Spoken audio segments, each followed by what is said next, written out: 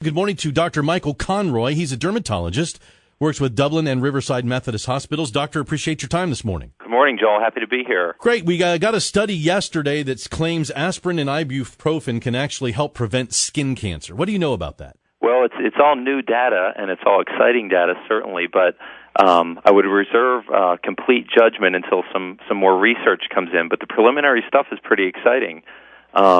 And it's not altogether unexpected. You know, NSAIDs, this group of medicines like ibuprofen and aspirin fit in. They've been shown, you know, for other types of skin cancer like colorectal or other types of cancer like colorectal cancer to decrease the incidence of those. But with this one, it was interesting because it was decreased skin cancers, which is essentially new to us. Things like squamous cell carcinoma and melanoma, which is a particularly scary skin cancer. Were shown to be have a decreased percentage in these studies. The one that we see most commonly, basal cell carcinoma, was essentially unaffected. So it's interesting stuff. And I think the root cause, when you kind of boil things down, is probably going to be the anti-inflammatory effect of those medicines.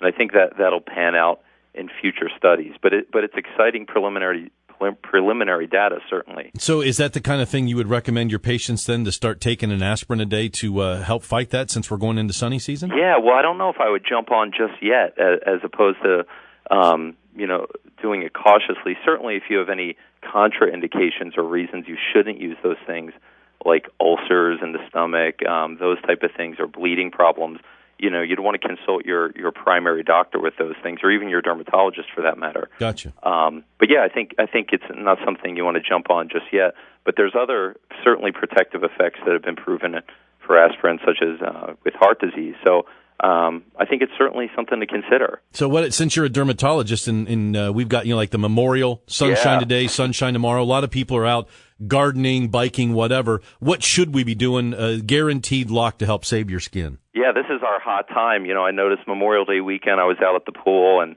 you see kind of people very burned and deeply tanned, and it's certainly concerning. You know, it's nicer to talk to you and your audience rather than me running around like a lunatic at the pool telling everyone to put on sunscreen. But I think the things to avoid, you know, I'm not a hermit in my real life.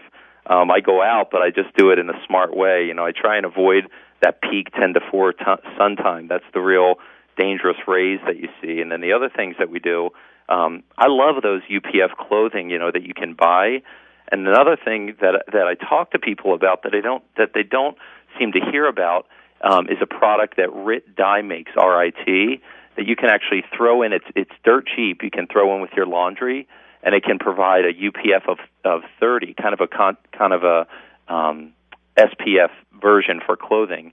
It can put it up to SPF 30 or UPF 30, and it's dirt cheap as opposed to some of these shirts that can be $40, $50, $60. Yeah, that's I've never even heard of that. Yeah, a lot of people haven't, and I think it's such a great product. So that's kind of on the cheap way. You know, you can get that UPF in your clothing.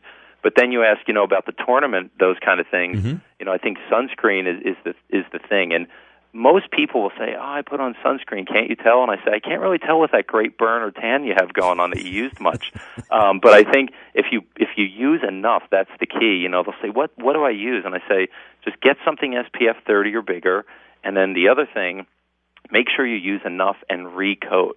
That's the deal. You know, you go out at these tournaments or to the pool, you put it on before you go, and you're there for 6 hours. Well, by 2 or 3 hours, you know, that product has kind of done its thing. So you have to put on that second layer. That's really important. SPF 30 or bigger and recoat. Words to live by this summer season. Dr. Michael Conroy, great information. Thanks for the update.